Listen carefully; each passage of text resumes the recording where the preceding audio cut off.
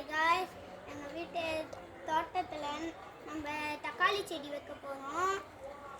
வந்து எங்கே வைக்க போகிறோன்னா இங்கே வைக்க போகிறோம். வாங்க, இந்த இடத்துல தான் வைக்க போகிறோம் ஃப்ரெண்ட்ஸ். இந்த விதையை பச்சை வைக்கிறதுக்கு ஒரு நேரம் ஆகிடும் போல் ஃப்ரெண்ட்ஸ். யாருறாங்க அங்கே நிறைய கறியெல்லாம் கொட்டி போயிருக்கு சுற்றி.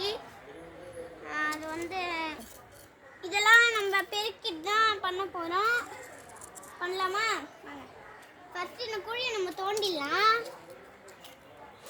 தோண்டினா தான் நம்மளால் செடி வைக்க முடியும் ஃப்ரெண்ட்ஸ். இந்த குட்டி குழியை நம்மளுக்கு போதும் போல் அப்படியே ஆடி இருக்கு.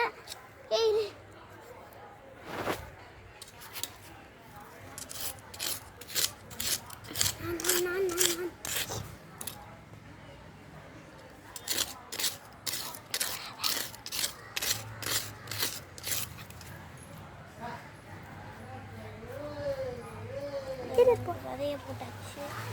இதோ விதை இப்படி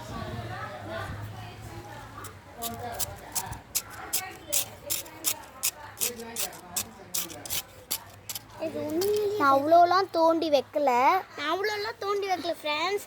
இன்னும் கொஞ்சம் தான் தோண்டி வச்சுருக்கேன் நான். நம்ம தக்காளி செடி வைக்கிற போது நாங்கள் உங்களுக்கு ஃபோட்டோ உங்களுக்கு போஸ்ட் பண்ணிடுறோம். இது வந்து நம்ம புதைக்கிறதுக்கு முன்னாடி நம்ம செடி வளர்ந்துச்சுன்னா நம்ம தக்காளி காயாக மாறிடும்.